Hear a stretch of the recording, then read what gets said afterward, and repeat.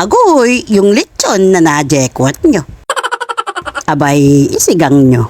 Yung smoke ng lechon, sa sabaw nyo, lasang-lasa. Naku po, panalo. Ay mapaksiw man yan o mapasinigang. Ay basta usapang lechon. Ihanda mo na ang losartan.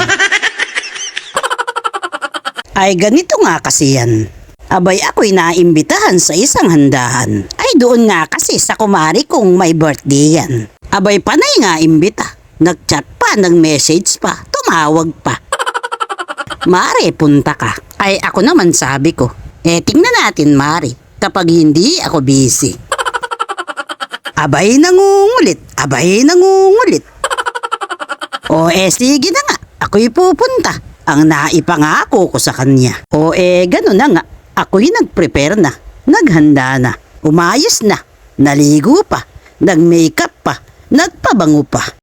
Yung todo ang forma. At noong ako ngay naroon na, abay siyempre, dapat mahiyain ka. Mare, ang sabi niya, kumain ka na. Abay ako naman siyempre, panay tanggi ko, sabi ko, mamaya na. Hanggang nga ako'y sa ginabi na, hanggang ang mga bisita'y nag-uwian na.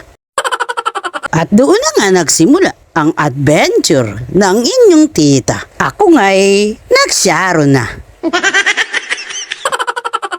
Dahil nga preni kami ng kumari ko, diba? Aba sa pagliligpit, tinulungan ko siya.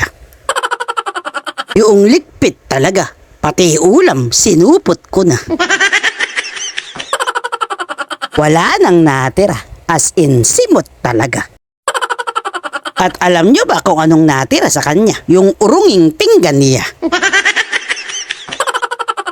Ayun na nga, nang maisupot ko na, ako'y nagmamadali pa. Mare, gabi na, ako'y uuwi na. Ay ewan ko, abay di na kumikibo si kumare. Abay naisip ko, baka pagod lang siya.